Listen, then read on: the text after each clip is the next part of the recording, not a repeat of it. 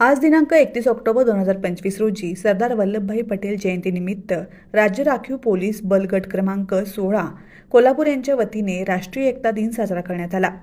सकाळी 7 ते पावणे 8 या वेळेत रन फॉर युनिटी या एकता दौडचे आयोजन कमांडंट तथा पोलीस अधीक्षक डॉक्टर प्रशांत अमृतकर यांच्या मार्गदर्शनाखाली करण्यात आले।